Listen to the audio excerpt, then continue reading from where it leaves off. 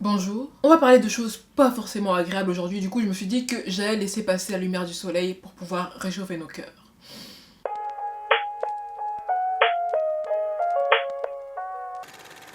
Je prends un petit peu des pincettes quand quelqu'un dit que You are so judgmental.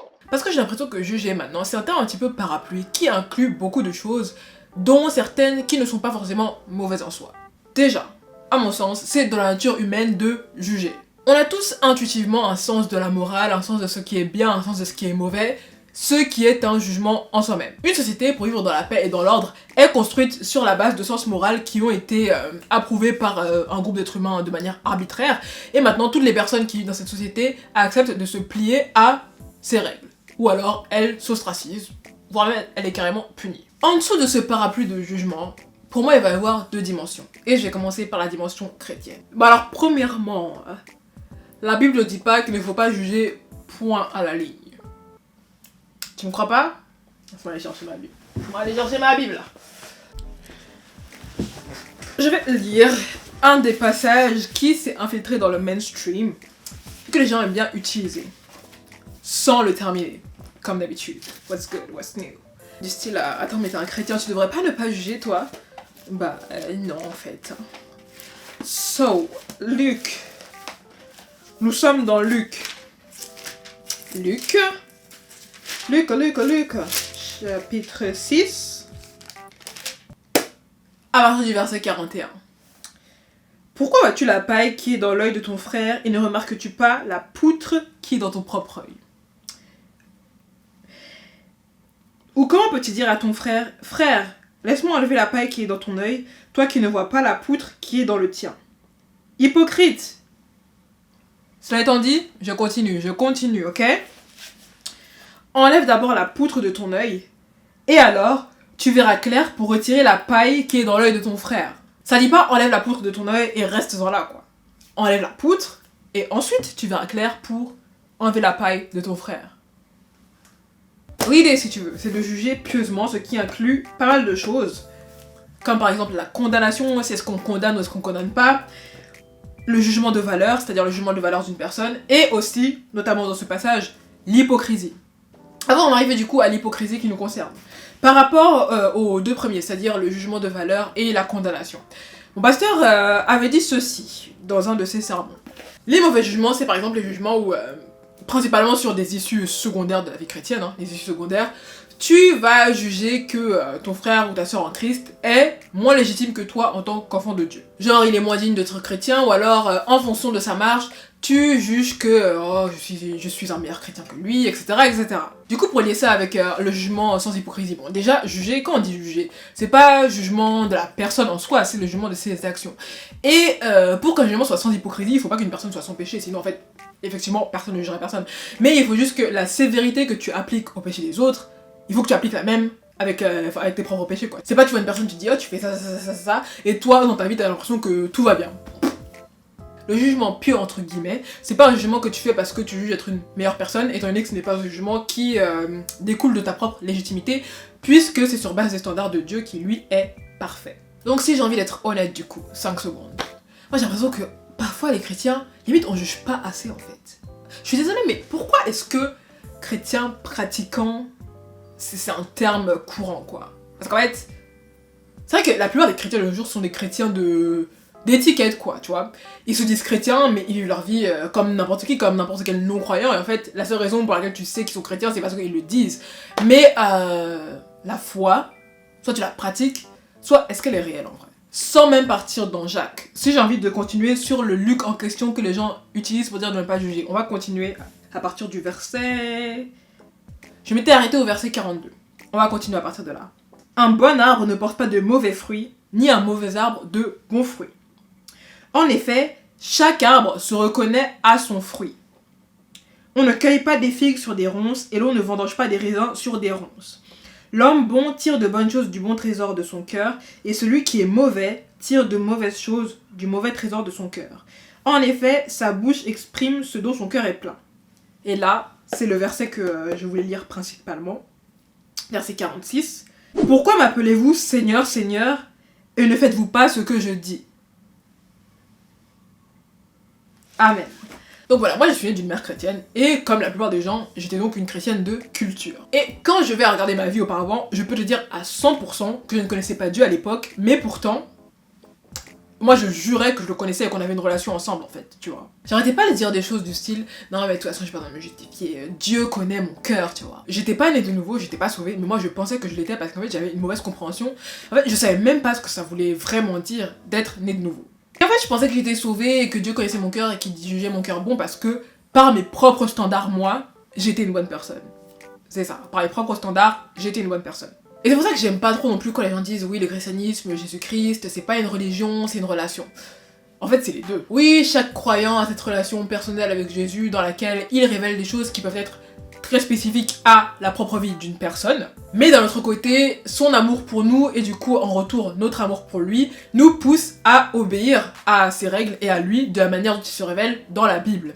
La même Bible que tous les chrétiens lisent en fait. Donc oui, l'obéissance chrétienne a également cet aspect collectif qui s'apparente à une religion, parce que c'est une religion.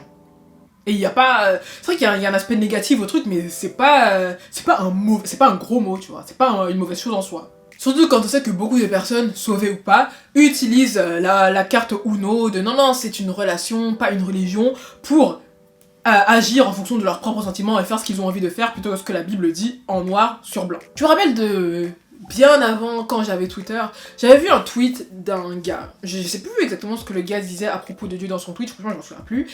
Mais il y avait la réponse qu'un autre gars lui avait donnée, du coup c'était mais toi t'es pas en train de forniquer avec ta copine en fait.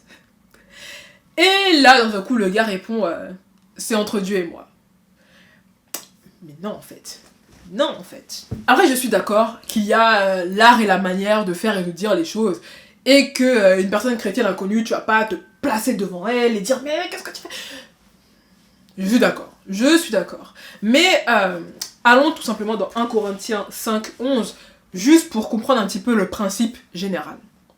1 Corinthiens 5:11. Je vais commencer même au verset 9 parce que je trouve que c'est très intéressant ce qu'il dit l'apôtre Paul. Alors, je vous ai écrit dans ma lettre de ne pas entretenir de relations avec ceux qui vivent dans l'immoralité sexuelle. Je ne parlais pas d'une manière absolue des gens de ce monde qui vivent dans l'immoralité ou sont toujours désireux de posséder plus, voleurs, idolâtres. Autrement, il vous faudrait sortir du monde. Donc là, il dit quand il s'agit des gens du monde, bah voilà, comme ils sont pas sauvés, c'est comme ça qu'ils sont. Donc forcément, si vous voulez rester dans ce monde mais pas de ce monde, il faut quand même interagir avec la populace, quoi, tu vois. Maintenant, le verset 11, le verset qui nous intéresse. En fait, ce que je vous ai écrit, c'est de ne pas entretenir de relations avec quelqu'un qui, tout en se disant votre frère, vit dans l'immoralité sexuelle, est toujours désireux de posséder plus, idolâtre, calomniateur, ivrogne ou voleur. Et donc une personne qui se dit votre frère et qui fait toujours tout ça, de ne pas même manger avec un tel homme. Ensuite, pour finir le chapitre maintenant. Est-ce à moi en effet de juger les gens de l'extérieur? N'est-ce pas ceux de l'intérieur que vous devez juger? N'est-ce pas ceux de l'intérieur que vous devez juger? Les gens de l'extérieur, Dieu les jugera. Mais vous, chassez le méchant du milieu de vous. Qu'y a-t-il à ajouter? Amen, pardon. Amen. Même si c'est quelque chose qu'on n'applique pas vraiment de nos jours, le jugement à la base, c'est partie entière de la discipline de l'église. De la vie de l'église. Et d'ailleurs, quand on dit sur les versets 12, est-ce à moi en effet de juger les gens de l'extérieur? Ça, tu dis que, en effet, moi c'est toujours ce que je me suis dit, de toute façon, ça sert à rien d'aller voir des personnes qui sont pas chrétiennes et de dire mais fais pas ça, mais fais pas ci, mais fais pas ça. Parce qu'en fait, tu leur dis de faire les trucs alors qu'ils suivent même pas le Dieu que toi tu suis. Bien sûr, on évangélise et pour évangéliser, il faut que la personne se rende compte qu'elle a besoin d'un sauveur, qu'elle a besoin du pardon et tout. Mais tu évangélises, c'est tout quoi. Tu peux pas en fait dicter, imposer tes standards à une personne qui ne croit même pas en ce que tu crois. Moi ça me paraît logique, mais c'est quelque chose que je vois beaucoup, donc voilà. Mais, mis à part ça, ce passage de 1 Corinthiens, ça peut paraître dur, mais en fait, le jugement, c'est un acte d'amour. On a tous un petit peu cette tendance à mettre l'amour et le jugement en opposition. Mais alors que, en fait, l'un implique l'autre. Jackie Hill Perry, qui est une enseignante américaine, avait dit dans un de ses sermons, je ne sais plus exactement lequel, que un amour parfait implique forcément de la haine pour autre chose. Par exemple, si tu es une personne qui a un amour parfait et total pour tout ce qui est sain, pour un mode de vie sain, bah tu vas détester un petit peu les fast-food, les trucs comme ça. Si tu es une personne qui a un amour parfait pour tout ce qui est éthique, tu vas détester la fast fashion. Et de cette façon-là, la fast fashion, c'est pas la seule chose qui est éthique ou pas éthique, mais c'était juste un exemple. De même, Dieu qui est 100% saint et qui a un amour parfait pour tout ce qui est pur, doit forcément détester l'iniquité et la punir. La Bible dit: celui qui reprend les autres gagne finalement plus leur faveur que celui dont la langue est flatteuse. Amen. Si mes actions sont jugées justement, c'est bénéfique pour ma propre marche avec Jésus-Christ, pour ma propre sanctification, mais aussi pour examiner ma propre foi et voir si je suis vraiment dedans en fait. Maintenant, ça dit aussi qu'on est la lumière ou alors le sel du monde et des ambassadeurs de Christ. Comme tu es un ambassadeur, c'est-à-dire que tu es supposé agir d'une manière qui le représente. Et puisque tu fais partie du corps de Christ, c'est pas dans la Bible, hein, c'est moi qui a ma propre réflexion là, tu représentes un petit peu le corps dont tu fais partie, tu vois. Dans le sens où, par exemple, moi, je peux aller voir quelqu'un et prêcher quelque chose. Mais si derrière, je ne me comporte pas de la manière dont je prêche, bah forcément, ça va pas donner envie à la personne de suivre. Mais si j'introduis ce concept aussi, c'est même pas pour dire tu dis quelque chose et derrière tu le fais pas, mais c'est encore une fois pour dire que si je ne comporte pas bien, après tu vas pas dire oh, c'est entre Dieu et moi, parce que justement, je peux aller voir une autre personne, prêcher la parole, expliquer ma foi et tout, et elle va me répondre. Mais il y a une autre personne, elle se dit chrétienne, et elle fait pas du tout ce que tu es en train de me dire en fait. Tu vois, les actions d'une personne qui se revendique du corps, ça va avoir un impact sur la vision globale du christianisme. Et c'est un disservice à la communauté entière. Après voilà, le christianisme, on sait que c'est quelque chose qui ne va pas être populaire. C'est pas question de être populaire, que la personne elle l'aime ou pas, mais c'est question que adhère ou n'adhère pas, mais ait une vision claire de quoi on parle en fait. Tu sais ce qui est marrant, c'est que là je viens de passer, je sais pas combien de temps à parler du christianisme, mais à la base quand j'ai eu cette idée de vidéo, c'était même pas du tout par rapport à la foi.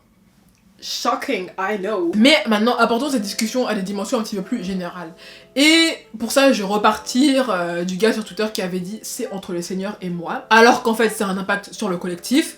Je trouve que c'est vrai, de manière générale, pas par rapport au christianisme, mais en général, dans le monde, il y a plein de conversations on coupe court en disant non mais il fait ce qu'il veut, non mais c'est bon, s'il a envie de le faire, laisse-le et tout. Et on se retrouve un petit peu dans une impasse à cause de cette illusion de liberté justement. J'ai envie de prendre l'exemple très concret du hip-hop, notamment le hip-hop américain. On pourrait discuter de manière générale de ce que ce genre de musique promeut et glorifie, mais je vais me focaliser un petit peu sur le rap féminin. Une très très grosse portion des rappeuses américaines et des artistes nord-américaines qui ont un petit peu de notoriété mainstream en ce moment, pas toutes, mais une grosse partie quand même, sont très sexualisées, très très vulgaires, le twerk, on se vante à cause de ça.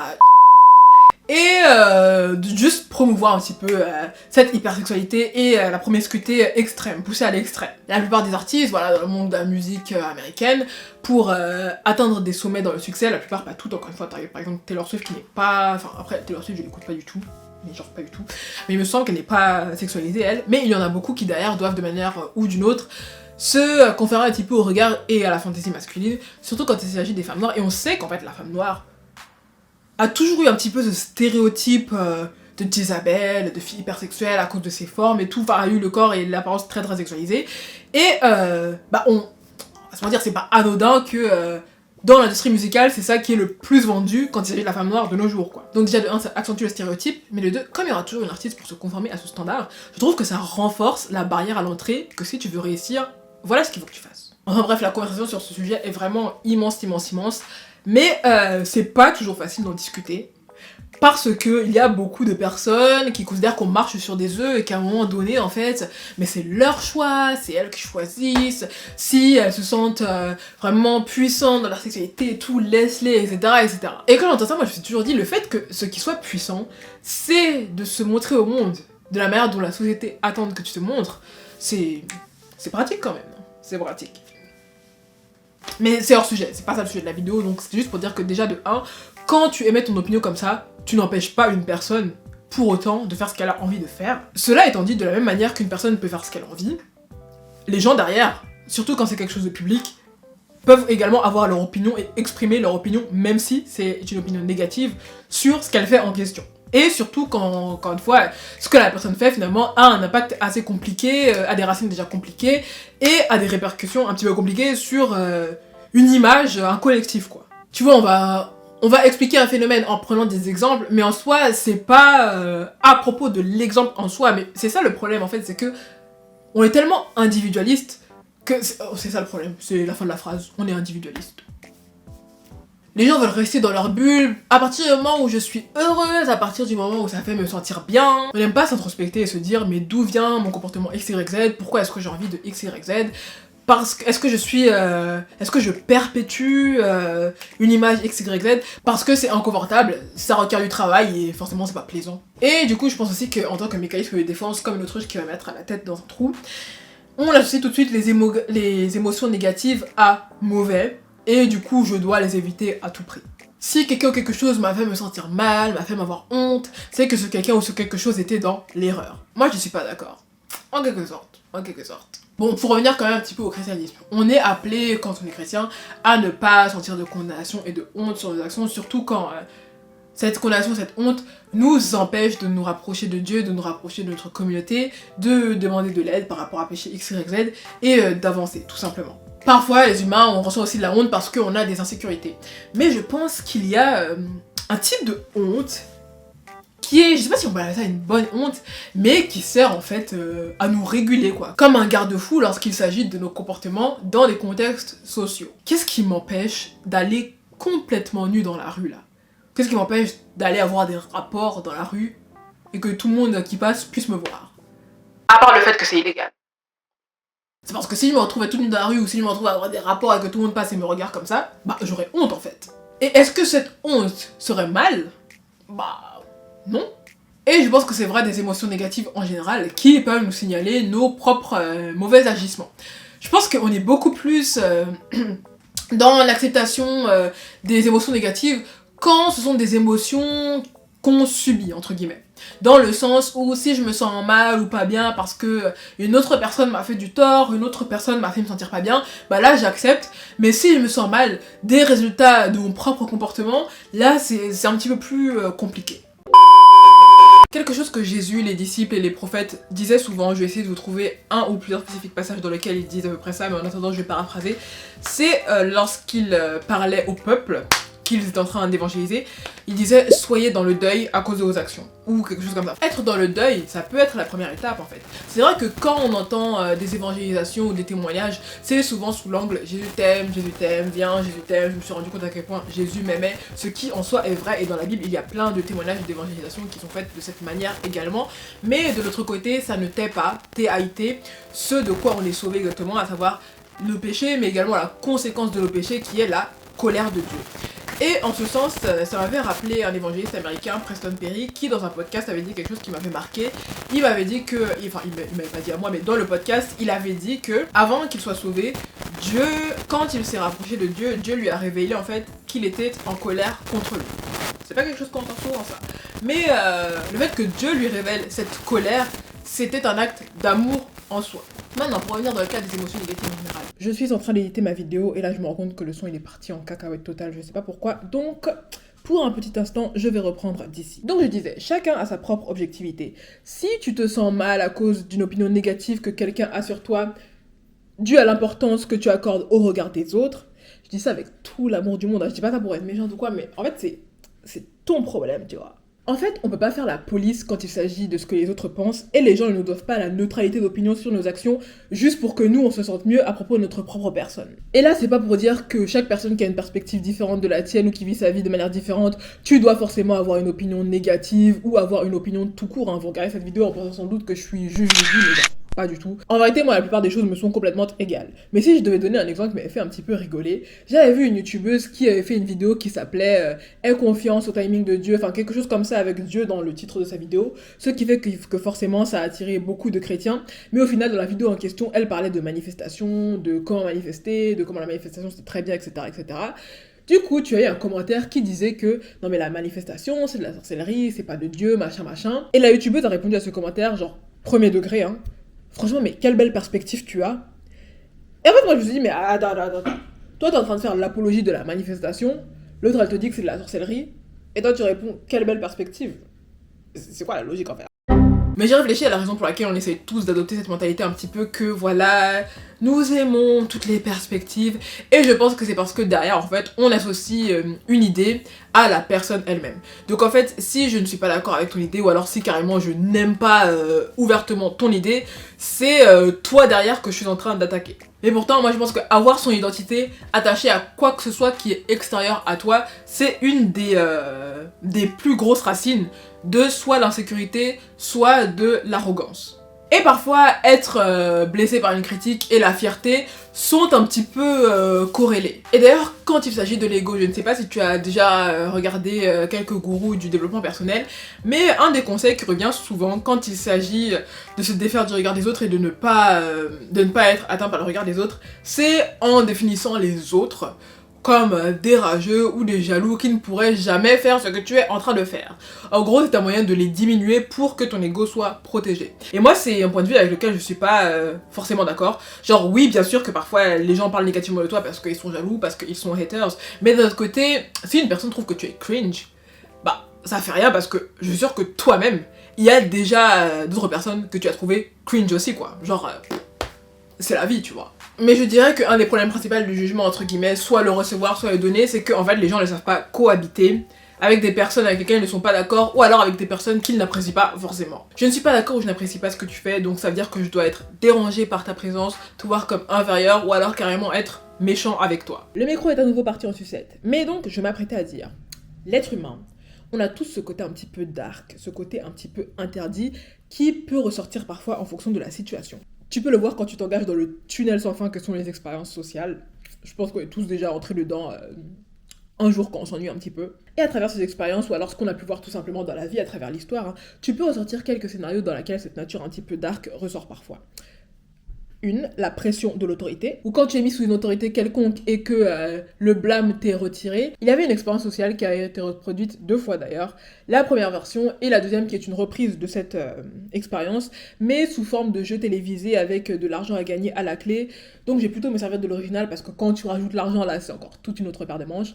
Mais donc dans la version originale, tu avais des sujets, leur rôle c'était d'appuyer sur un bouton et le bouton, ils pensaient que ça envoyait une décharge électrique à une autre personne, mais en réalité c'était soit un acteur, soit une voix de l'autre côté qui faisait comme si elle recevait des décharges. Donc c'est-à-dire qu'ils appuyaient sur la décharge, la personne faisait « aïe !» Oui, à un moment, elle commençait à faire « non mais j'en peux plus, non mais arrêtez ». Et au bout d'un moment, elle ne répondait, enfin il y avait carrément plus aucun son quand la personne appuyait sur le bouton pour laisser entendre que peut-être la personne s'était évanouie, voire pire. Et en fait, à chaque fois que le sujet appuyait sur le bouton, quand par exemple il entendait la personne dire « aïe, j'ai mal, non mais arrêtez », il se retournait vers l'autorité pour dire « on fait quoi là ?» Et l'autorité répondait systématiquement « continuez ». Continuer, non mais continuer c'est pas fini. Elle disait pas si la personne allait bien ou quoi, elle disait juste continuer, continuer, continuer. Et en fait, on voulait savoir si la personne allait continuer à appuyer jusqu'au bout, même si l'autre était en train de mourir derrière, à partir du moment où t'as une autorité qui lui disait de continuer. Et il en était ressorti que pas mal étaient effectivement allés jusqu'au bout. Le deuxième scénario, c'est tout simplement quand on donne le pouvoir à un être humain, quand il sait qu'il va agir dans l'impunité sans cadre, à la purge. Vous pouvez aller voir 2 expériences sociales là-dessus. Celle qui me revient en tête là, c'est les gardes et les prisonniers, c'est-à-dire qu'en fait, il y avait, je sais plus c'était quoi la parité, mais disons 20 sujets, 10 qui se mettaient dans la peau de prisonniers et 10 autres qui se mettaient dans le rôle de garde.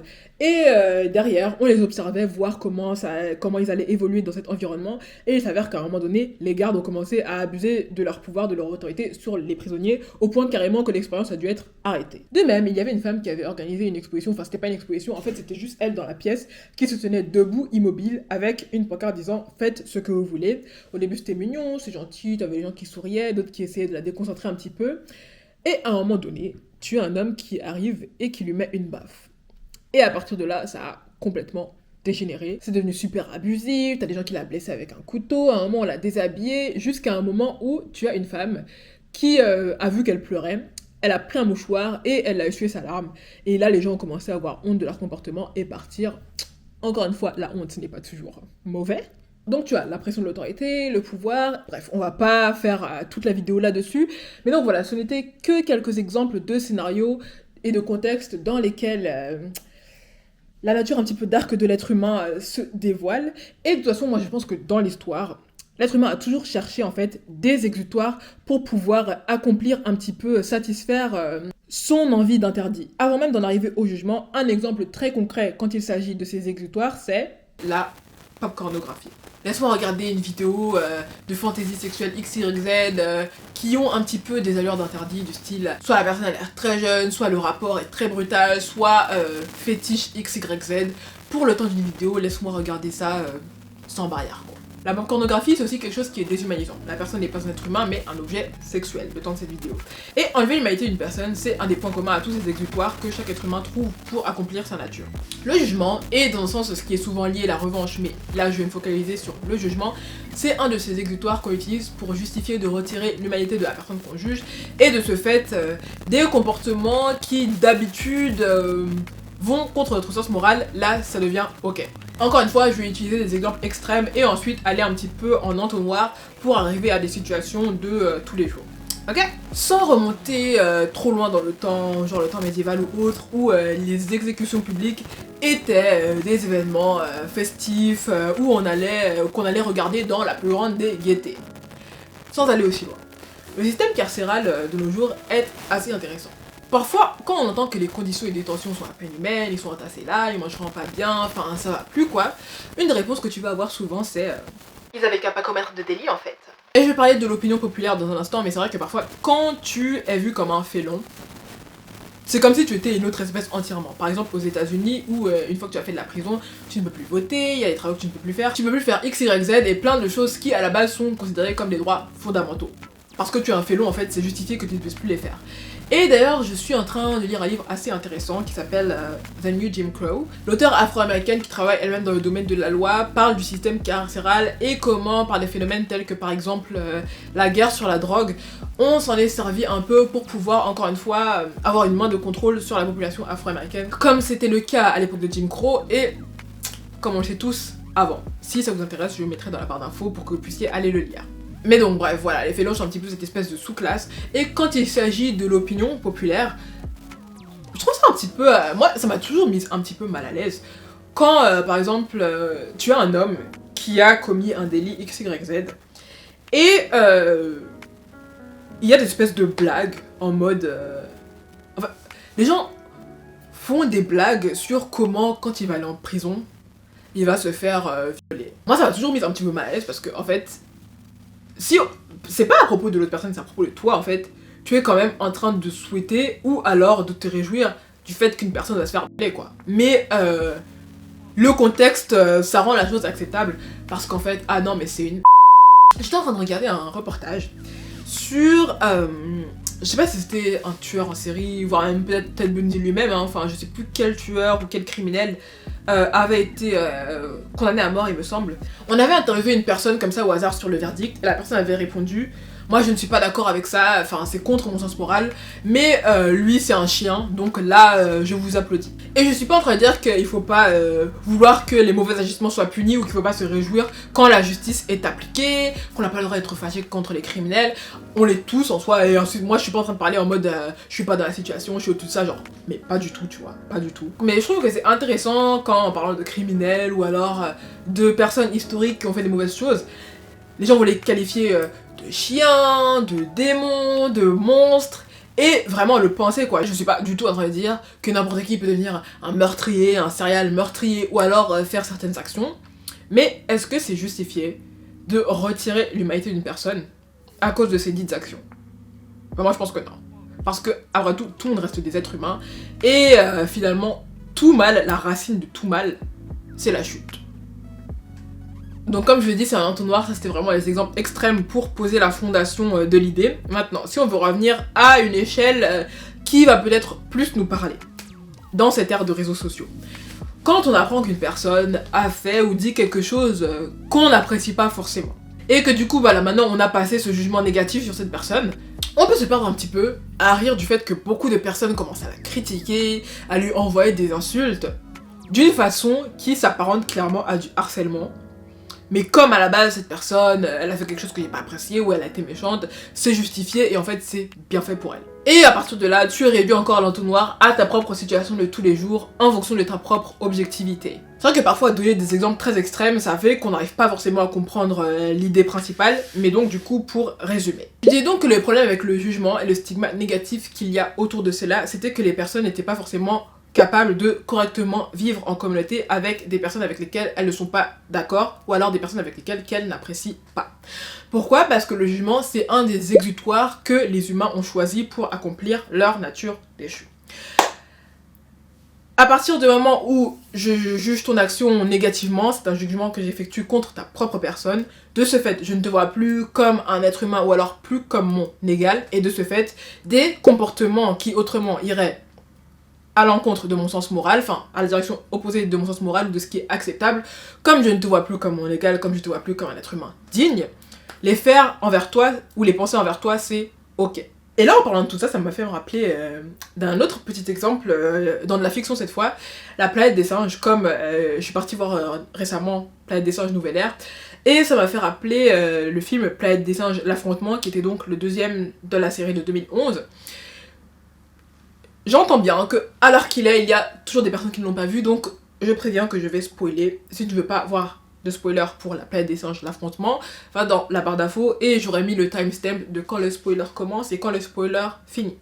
Donc dans La Planète des Singes L'Affrontement, Koba, c'est l'antagoniste du film qui va faire la guerre aux humains malgré le fait que César ne voulait pas faire la guerre aux humains.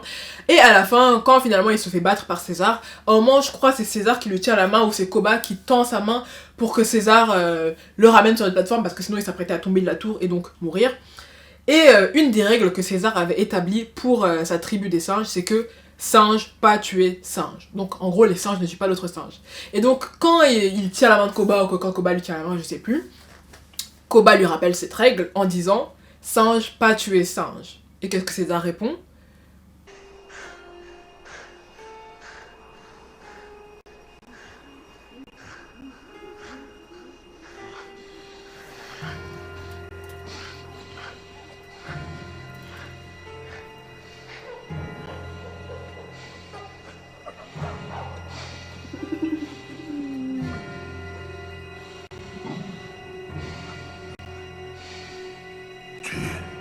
N'est pas un singe.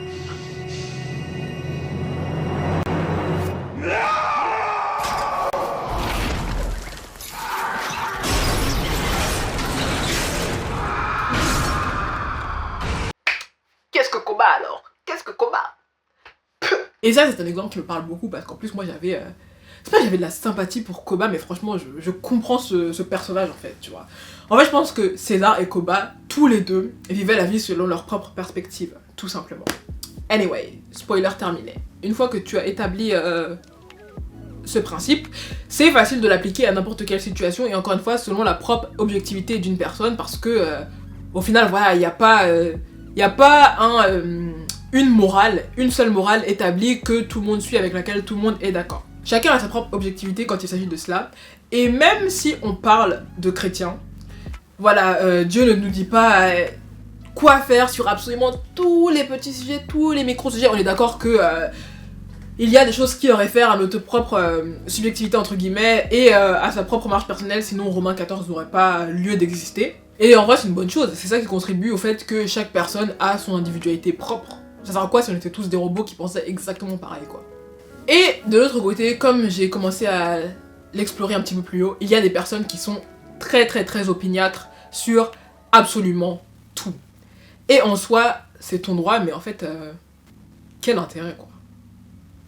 Déjà, l'introspection, ça va dans les deux sens. Parfois, c'est bien de se poser et de se dire, mais pourquoi je juge tout comme ça en fait, tu vois. Il y a des personnes qui jugent parce qu'elles sont dans la sécurité dans leur propre personne, il y a des personnes qui jugent parce qu'elles sont jalouses, il y a des personnes qui jugent parce qu'elles sont un petit peu fières, un petit peu arrogantes, il y a des personnes qui jugent parce que elles ont leur propre biais qui n'a pas forcément de fondement, ou alors qui trouvent son fondement dans des choses pas forcément correctes, encore une fois. Si tu es chrétien, est-ce que tu es déjà tombé sur une de ces chaînes YouTube qui sont quasiment entièrement des chaînes de reproches ?